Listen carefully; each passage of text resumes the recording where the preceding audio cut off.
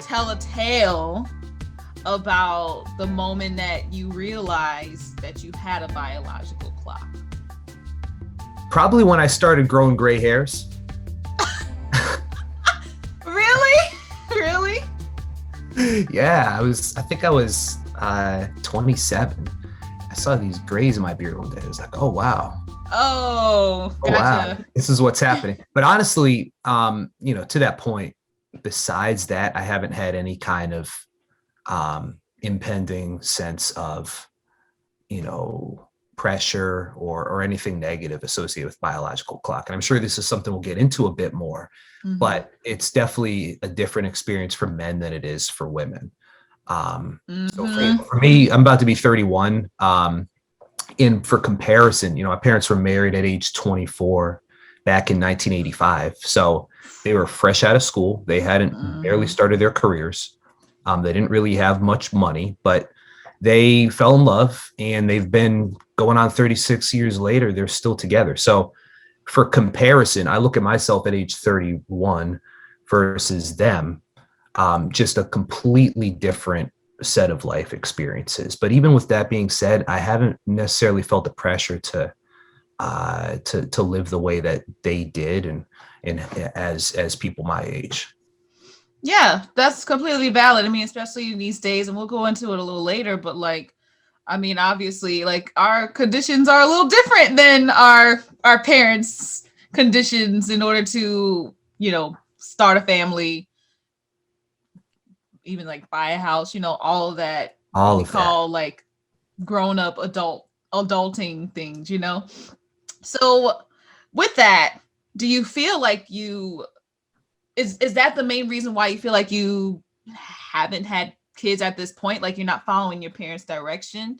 Um, do you feel like that maybe like the main reason, or are there like other things? Yeah, that's a good question. I'm definitely not necessarily rebelling against my parents. I think for the most part, I've made choices that have made them happy. Uh, but at the same time, yeah, when I was 24, the last thing I was thinking about was getting married. I just feel like at that point, and still, 7 years after that point, I just have so much more life experience that I'm trying to get under my belt before I'm interested in really committing to some kind of uh, long-term relationship. And of course, we've talked about the different episodes that you've had on your podcast in the past, and that might look a couple different ways. It might not look just like what my parents have. That's a different Exactly. conversation for another day. But Well, no, long, that conversation can happen right now if you want. But no, I know it exactly what you're could, it talking about. could. I know exactly what you're talking about. You know exactly what I'm talking about. Yes. So you're saying right now you don't want kids, but you would like to have them in the future. That's what Yeah, you're that's saying. right. I'm not trying to be, 50 with a toddler or anything, but Hey.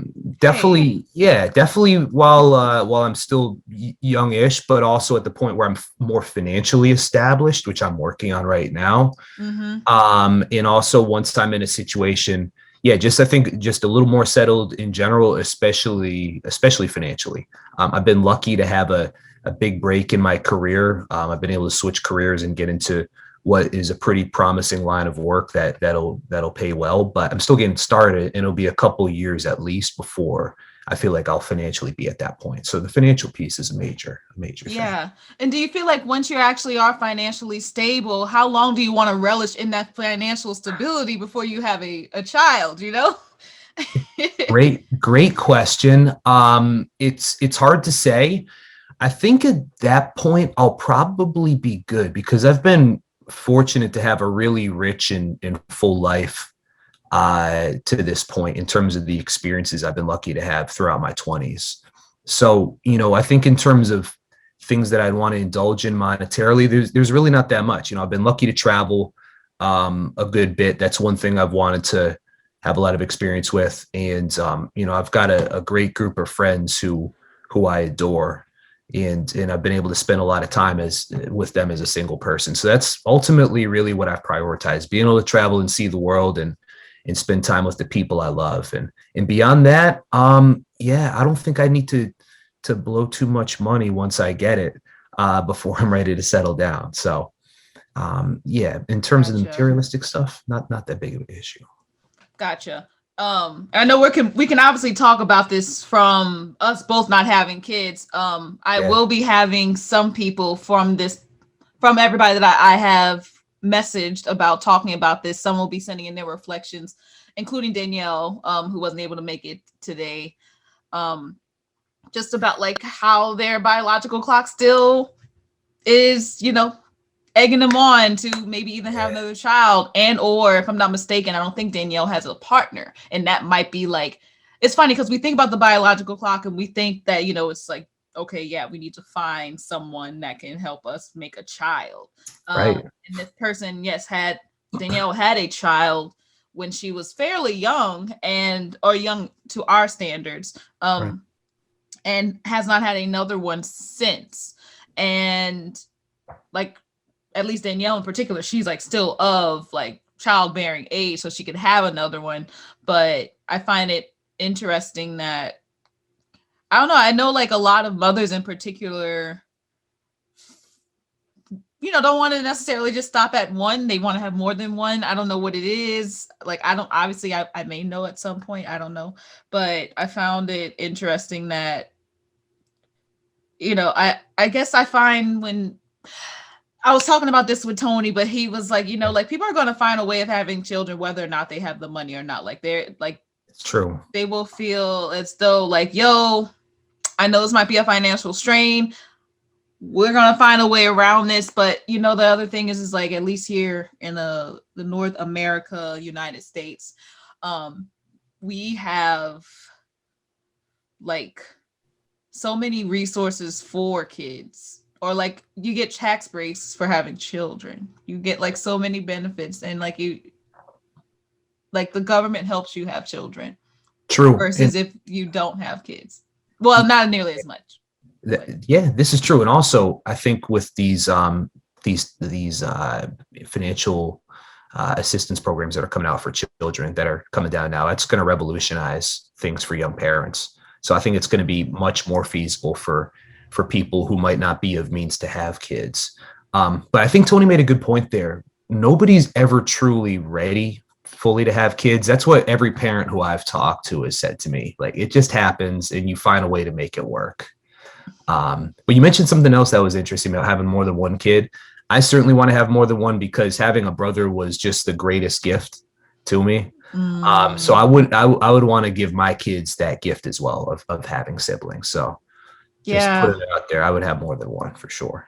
Oh, that's a great way to think about it. I didn't even think about that. I don't know what I would do about my sisters. I have three. Like, and Yeah. there's like four of us. Oh, I have three sisters and a brother. So like, there's five of us. Like, Yeah. yeah, and you're right. Like, I don't know what I would do without them. I just like their company. They're different in personalities, and yeah, I would want that for my kids too. It's just hard. Like the money. Like, where's the money coming from? It is. uh It is. I do think though that with some of the legislation that's being passed, it is going to get better for us. So I think we're almost right on time. Okay, well, shoot, that's good. Good to know. All right, time my biological clock right now. Okay. Yeah, exactly. um. So, I gathered some resources that basically kind of all say the same thing, but I wanted to know the reason why I went to these resources, because I was trying to figure out why millennials aren't having kids right now. Obviously, we talked about the big thing, the costs, and a lot of us are in debt. I know I am, with student loans, but I know some people also, some millennials in particular, because that's the ones that are mainly having kids right now. They don't want to birth a child knowing that they're going to have it worse, or they think they're going to have it worse.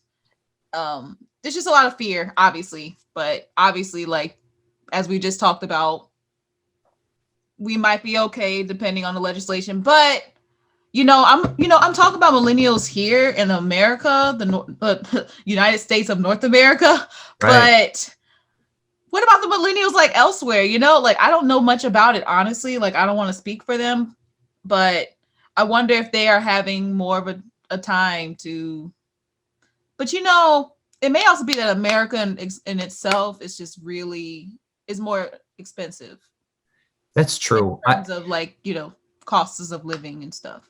Right. And it's, this isn't to say that everybody's got it good in America, because that's definitely far from the truth. But I think we have this space and the resources to think about these issues in a way that a lot of our millennial counterparts in lower income parts of the world, they just don't even necessarily have these conversations. They're just, they have kids young because that's just what they do, regardless of whether or not it makes if it's easy for them economically. Like we're kind of lucky to have these conversations, and I just don't think they're necessarily happening elsewhere. But yeah, about that point that you made about the world being worse off, I think it's certainly a possibility. But how are things going to get better if we don't have kids who are maybe going to solve the problem? Oh my god. Yeah, true. Very you true. know because But here's the thing is, if we don't have kids, that automatically means that things are going to get worse, because there's going to be nobody to deal with the issues, right? But if you do have kids, they're going to have a chance to make an impact. So that's true. But I guess there's certain things in this world. I know I'm not playing devil's advocate here, but like I'm oh, thinking this is about good. like maybe I am playing devil's advocate. I never played devil's advocate. But there was like when you say that, I'm like, yes, it's hopeful, it's optimistic, and then I'm like, okay, pessimist here. But I'm wondering, like, even in let's say, for example, like Black women are the highest in the medical, I'm sorry, I don't know how to like phrase this, but like Black women are the most likely to die from childbirth, from complications of childbirth, and not just childbirth, but like just like discrimination in the hospitals. Right. um so it's like, yeah, we'll still have like children, but like they may be disproportionately not Black, because we still deal with a lot of our social setbacks and racism, classism, sexism, patriarchy, and all that other stuff. Like, Right. um, I will say that it is getting, I feel like it's getting slowly better. It may not feel that way because of everything that is being brought to us in the media, but I still feel overall like most of us know right from wrong, or at least better than we did before. So that's what I think about. I think about the fact that yes, we'll have children still, but in the means, like I feel like a lot of us would have more than one if we had the financial stability to do it. But Right. it's just hard. It's hard. It is hard, and to the point that you just made, I heard within the last year about a Black female MD. So she was educated, Mm, a doctor, everything. She died in childbirth. There's just no excuse for that. No excuse for that at all. dang. That shouldn't be happening in the 21st century anywhere, especially here. So Yeah. that's a real concern, and I hear where you're coming from.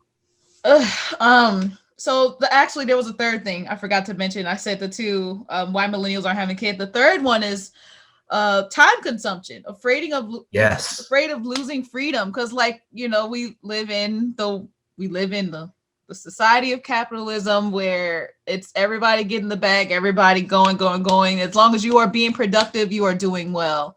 By the way, we all know the self-aware millennial promotes rest before productivity. So just I so y'all feel are that. aware, celebrate rest before you celebrate productivity, or celebrate it just as much. Um, Definitely. but that's another thing that you will sacrifice when you're a parent, at least for like, no, I take that back. I'm not even going to say like up until they're 18. Like a lot of parents will be worried about their children past 18. Like, unless you are like, I don't even know, like somebody just has like a lot of money, and like you can hire everybody to like take Outsource care of it. your yeah. Yeah. But otherwise, yeah, that's the third thing. Time consumption, afraid of losing freedom. Well, when I was thinking about coming on here, that was actually the main theme that came to my mind, because I call us the catch flights, not feelings generation. Because we're Mm.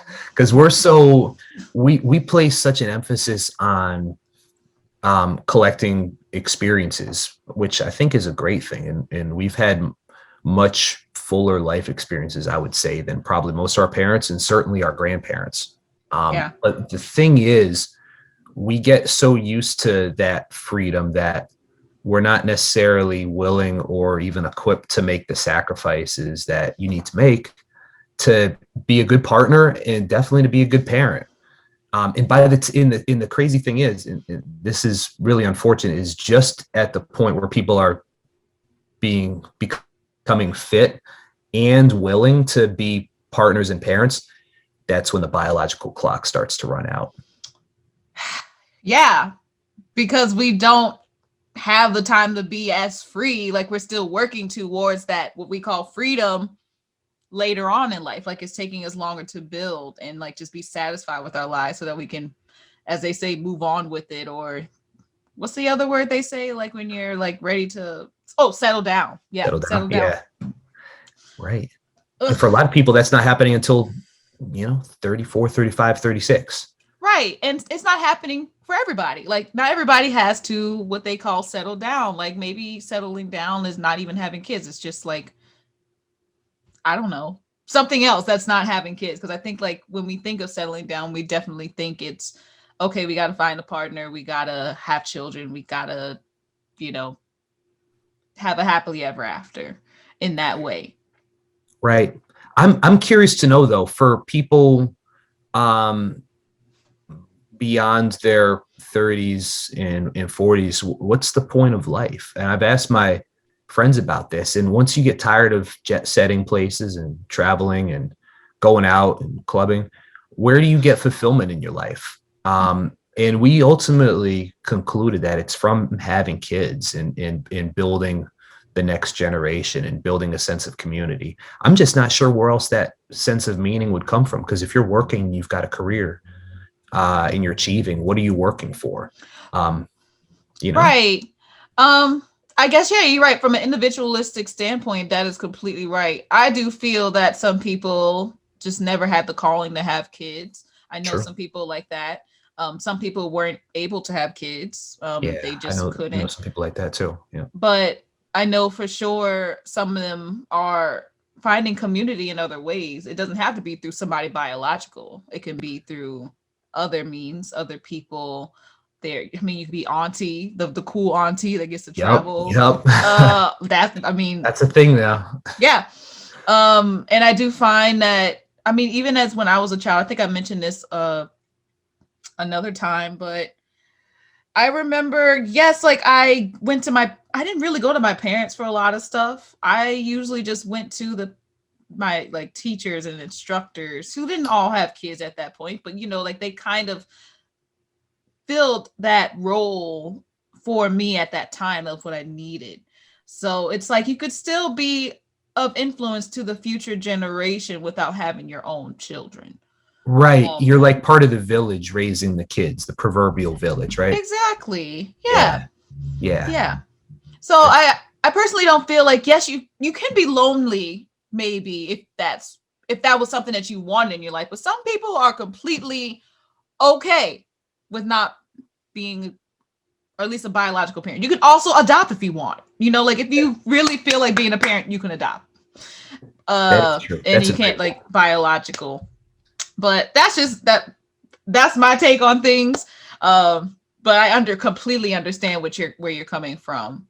I do feel that there is, and I see it like even like on social media, I see kind of the reason why some people have children early versus late. They're like, I don't want to be a 30-year-old or not 30, sorry, like a 50-year-old mother of like a 2-year-old because I can't keep up. You know, you wouldn't be able to keep up with like your children and all that. Right. Um, so it makes sense, but as for the time consumption, afraid of losing freedom bit, um, I think I think personally, I think social media has a lot to do with that. We see other people doing their best, living their life. We don't see the bad parts of them. So we see that and we want that. And we're like, well, if I have kids, I won't be able to achieve that. Some people I know can, but obviously, like when they do, they already come from a pretty good structure.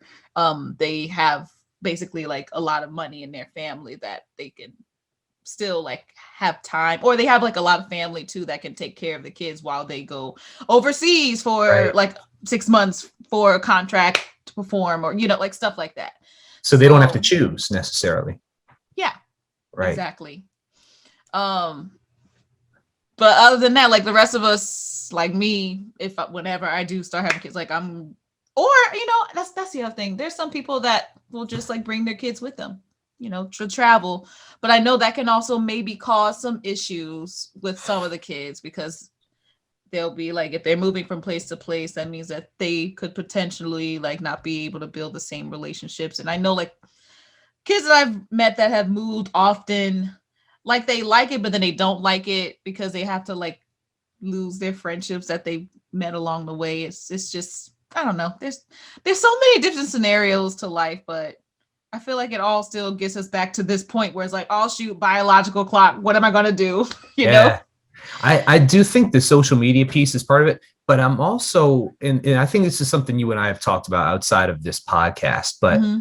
how willing are people to enter into a relationship, however that might look, and make the sacrifices associated with being a partner? I just think less of our generation, fewer people are willing to Ooh. compromise. They're willing to put in the hard work with somebody in a relationship. They're willing to get past the honeymoon phase Ooh. and enjoy and make the most of the day to day. That's not always glamorous.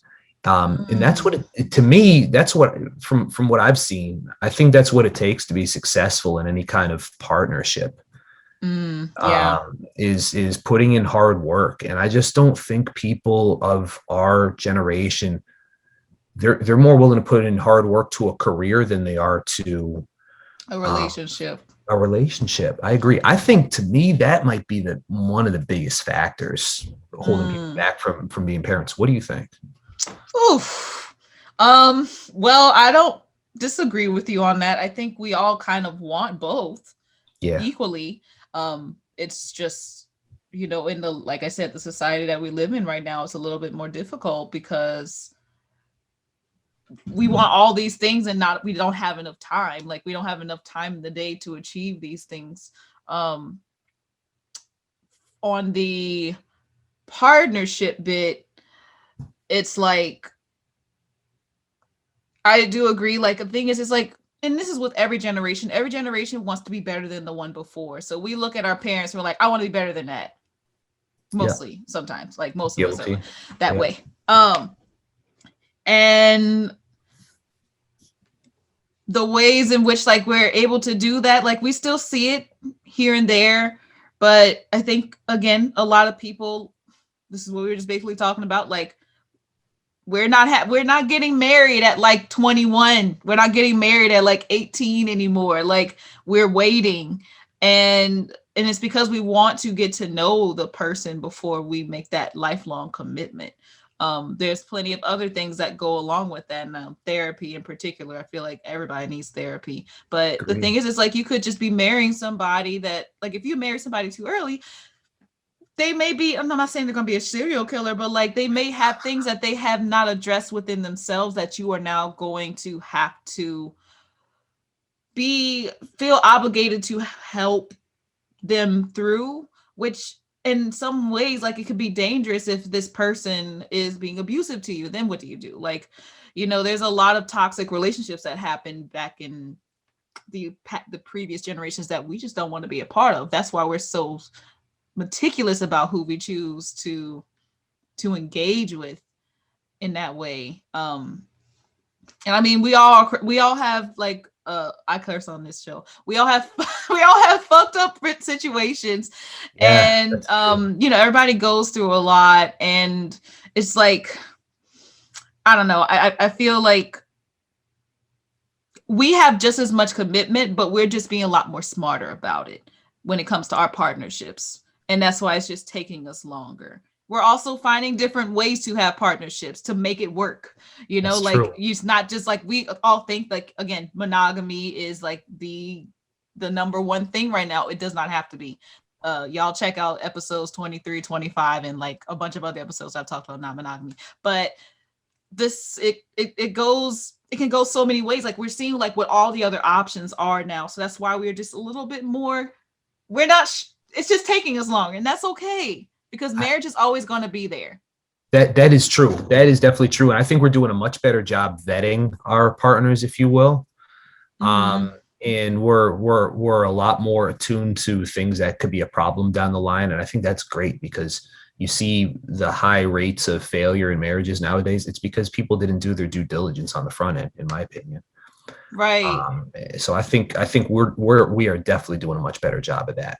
Right. But in terms of and I guess it's everybody's situation is a little bit different, but yeah, the inclination I get is if if a partner that somebody is with is less than completely perfect, then they're going to they're going to go. I mean, for example, there are things that I'm willing to compromise on.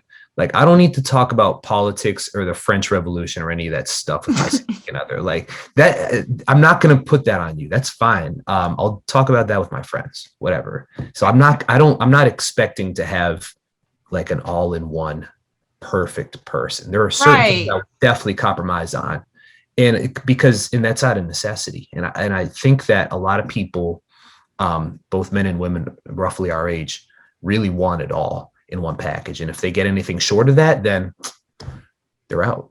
Right. We expect too much of our partner, or at least our primary partner. Yeah. Yeah. Um, and that's why monogamy exists. Sorry. Okay. Okay. This is why I go back to all Here we go. that. But no, you make an excellent point. You know, like in terms of partnerships, like I know where this all connects to the biological clock, by the way, everybody. But you make a good point in saying that, like partnerships do not have to mean that your partner is like, I mean, yes, they obviously should be your best friend, but like y'all don't have to have Yeah. all the same common interests in Right. order to just like, oh my gosh, like you like Barney and I like Sesame Street. No, like it doesn't matter. Like you Right. go talk about Barney with your friends and I'll go talk about Sesame Street with mine, like it's fine. And it's good to also have your distance from your partners in that way, like I said partners, I meant partner. You know what I mean, y'all? Sorry, I'm like all over the place. Um, it's just good. It's kind of like, like it's like having friends for different things. Sure. You have different friends for different things, and you can go to this friend about something that you can't go to the other friend about. Like this, again, it's a community. It is.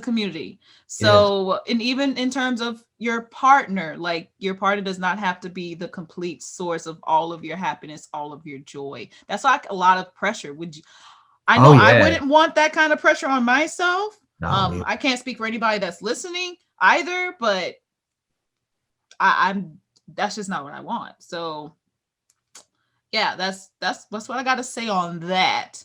Um, what would you ideally like to have established for yourself before having children? Even though your biological clock is running out, as as the day goes on, even right now, like our biological clock every single day. Like, what do you want to establish before you have kids? Yeah, in terms of career, And finances, etc. yeah, Yeah, it's a good question. I'm not sure if I can put a dollar amount on it. that's fine. I'm trying to think. I don't necessarily need to be a homeowner or anything like that. I think I'll know it when I see it. That's kind of a cop out answer, but Yeah. I'm lucky to be in a position where my earnings are going to go up over the next 5 years or so. And I think once I'm on that more solidly on that trajectory, then I'm going to start to like get more serious and more focused on that. So I think once I really hit my stride career wise, which will be in a couple of years, I think that'll be my that'll be my indicator. And the home ownership thing, we could do a whole nother podcast about home ownership and the values of that versus that'd be a whole different thing. So I would just say get my career in place, get my finances right to date somebody. By the way, that's expensive too. Sure is. It sure is. Yeah. So, and I'm about to move to New York, and the cost of living is going to be an adjustment in a big way. So, I'm not even necessarily going to try to date at first because I've got to settle in and get my pockets, right, before I'm trying to, take anybody out for dinner, Right. etc. So I think ultimately, long-winded answer, it comes down to being in an ideal place financially. I think I'm going to be able to achieve that in a few years, and that's when I'm going to start really kind of honing in on that. Cool. I have one more question just because you said something and I was like, oh my gosh, Yeah, wait. the Because more we're talking questions, about the better. biological clocks. Obviously, we did talk kind of at the beginning about the fact that obviously the biological clock for a woman or a vagina owner is a lot more is quicker. Yeah. So if you wanted, like, if you had to be a father, could let's say your finances or whatever, everything didn't line up until like you were 80 years old, would you still have kids? Yes. Okay. Dang. Simple. That's Easy. yeah, easy. Easy. Wow. Wow. I think I'm in a fortunate position where I'll be able to have my cake and eat it. At least, by the, from all indications right now, I'll be able to do both, right? I'll be able to get into a financially more ideal position, and I won't have to be 80 years old by that point. So, Yeah. but if I knew today that I'm going to make this amount of money for the rest of my life and not a dollar more, then I would start thinking about settling down. But I guess what I'm trying to do is improve my position as much as I can and hit that tipping point, right, where I'm not too old, but I've made enough money to be able to do it right. Gotcha. Lucky to have that luxury. Yes. Yeah. I sometimes wish I had a penis so that I can It's wait a easier for little men. bit. It It's sure easier is for men easier by for not even close. yeah. And I think even if I wasn't able to have kids, I would probably adopt because we still need like these kids still need parents. So Totally agree. Totally agree. I think, yeah, that could be a whole nother podcast, adoption versus biological birth. Um, yes. yeah, that's a whole different thing. But I know a lot of great women for whom that's a real source of stress and pain, is the fact that they are interested in having kids, but they don't have the right person around, and the biological clock is ticking on them. And I Or they really have hate to the see right that. person and it's just hard for them. Like they've been trying. I know people that have tried and had like multiple miscarriages and they still can't, have a child. Yeah, I know somebody in that situation too. Yeah. Yeah, it's really unfortunate. So, but that's all I really had. I really appreciate you coming on and talking to me about this. I don't know how to close this out. Yeah, this was good. Look, long time listener, first time caller. Yes. I hope I can come back. I think we there Oh we yeah, definitely. I mean, you just said like you just gave me like 10 billion like podcast topics to talk about. yeah, once you run the tape back, I think there are like a couple, 2-3 things we could talk about in the future, which would be really interesting. Yes. So this was fun. I feel like we covered a good bit of ground in not that long of a time. I'm excited to hear the finished product.